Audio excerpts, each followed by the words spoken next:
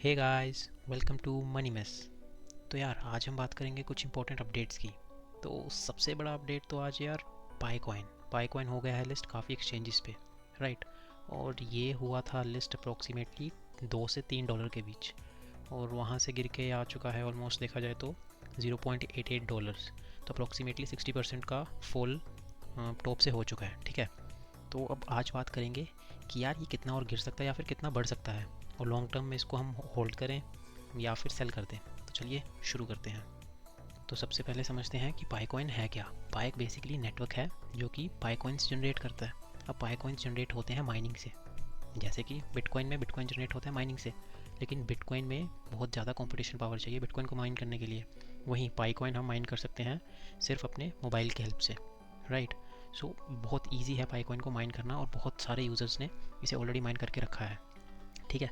तो जैसे हम देख सकते हैं, प्ले स्टोर पे चेक करें तो इसके ऑलमोस्ट 10 करोड़ डाउनलोड्स हैं। देखा जाए ये है ऑलमोस्ट 100 मिलियन डाउनलोड्स, और ये तो सिर्फ प्ले स्टोर है, अभी तो हमने ऐप स्टोर चेक नहीं किया। तो इतना ज़्यादा क्रेज़ है इस पाई कॉइन का। तो जिस जगह पे इतनी ज़्यादा पब्लिक होगी, ऑब्वियस सी चीज़ है वहाँ पे बिग प्लेयर्स और बड़े बड़े वेल ज़रूर आएंगे। वही तो रीज़न है कि बड़ी बड़ी एक्सचेंजेस पाई कॉइन को लिस्ट करना चाहती है और बहुत सारा ट्रेडिंग वॉल्यूम और ट्रेडिंग फीस जनरेट करना चाहती है। तो यार अगर हम इसका प्राइस चेक करें तो कॉइन $2-3 पे लिस्ट होता है, और वहाँ से गिर जाता है 0.9 और $0.8 पे। ऑलमोस्ट 60% का डंप विद इन 1 डे। तो समझ रहे हो कितना बड़ा डंप है। और मेन इशू ये है कि अभी इसकी सर्कुलेटिंग सप्लाई और मार्केट कैप बहुत कम है। तो ये बहुत इजीली मैनिपुलेट हो सकता है, बहुत जल्दी 100% पंप कर जाएगा, बहुत जल्दी 50% डंप कर जाएगा। तो वो कोई बड़ी बात नहीं है। मेन इशू तब आता है लॉन्गर टर्म में। लॉन्गर टर्म में इसकी मार्केट कैप भी इंक्रीज़ होगी और सर्कुलेटिंग सप्लाई भी इंक्रीज़ होगी, लेकिन according to me circulating supply इसकी ज़्यादा इंक्रीज़ होगी as compared to market cap. और वही एक सबसे बड़ा इशू बनता है कि इन लॉन्गर टर्म इसका प्राइस डंप कर सकता है बहुत ज़्यादा, even it can go to $0.001 as well. तो यार अगर बात करें इसके प्राइस की इन लॉन्गर टर्म, तो चलो तुम्हें एक एग्जांपल से समझाता हूँ। जैसे मैंने चेक किया, पाई कॉइन की टोटल जो सर्कुलेटिंग सप्लाई होगी या फिर मैक्सिमम सप्लाई होगी वो होगी 100 बिलियन कॉइन्स, राइट। और 100 बिलियन लाइक बहुत बड़ा नंबर होता है, ठीक है। तो तुम्हें एक एग्जांपल से समझाता हूँ। तो मैंने ये चार्ट बनाया है सर्कुलेटिंग सप्लाई, मार्केट कैप और प्राइस का, ठीक है। तो इसकी मैक्सिमम सप्लाई जो होगी वो होगी 100 बिलियन, राइट। चलो इसको सबसे एंड में कंसिडर करेंगे। तो सपोज़ करते हैं कि इसकी 1% सप्लाई भी अगर सर्कुलेशन में आ गई, 1% सप्लाई कितनी होगी 1 बिलियन, ठीक है। तो इसको अगर 1 बिलियन सप्लाई मार्केट में आती है तो प्राइस को अगर $1 जाना है तो उसके लिए मार्केट कैप का 1 बिलियन होना ज़रूरी होगा। $1 बिलियन यार, $1 बिलियन बहुत ज़्यादा वैल्यू होती है। अगर मैं तुम्हें कॉइन मार्केट कैप पे दिखाऊँ, यहाँ दिखाऊँ अगर मैं तुम्हें, टॉप 100 कॉइन्स चेक करते हैं, ठीक है। तो ये हैं हमारे कुछ टॉप 100 कॉइन्स, ठीक है। नीचे से चेक करते हैं। यहाँ आ गया Melania, Curve token, Virtuals, Axie Infinity, PancakeSwap, Neo, Ronin, IOTA, Gala, BitTorrent. इतने बड़े बड़े कॉइन्स हैं और इनकी मार्केट कैप ज़रा चेक करो। किसी की भी मार्केट कैप अभी 1 बिलियन नहीं है। तो मैं वही समझाने की कोशिश कर रहा हूँ कि 1 बिलियन लाइक बहुत बड़ा नंबर होता है, ठीक है। तो एक अच्छा नंबर ले लेते हैं 500 मिलियन। अगर 500 मिलियन की मार्केट कैप भी होगी, जो कि ये भी बहुत बड़ा नंबर है, तो भी जो पाई टोकन की वैल्यू होगी वो होगी $0.5।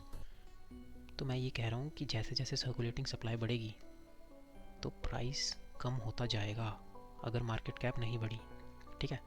सपोज़ करते हैं कि 50% सप्लाई जो है 50% सप्लाई जो है वो मार्केट में आ गई, तो 50 बिलियन टोकन्स मार्केट में आ गए। तो 50 बिलियन टोकन्स अगर मार्केट में आए और प्राइस को अगर हमें $1 पे सस्टेन करना है, तो उसके लिए मार्केट कैप को $50 बिलियन का होना पड़ेगा।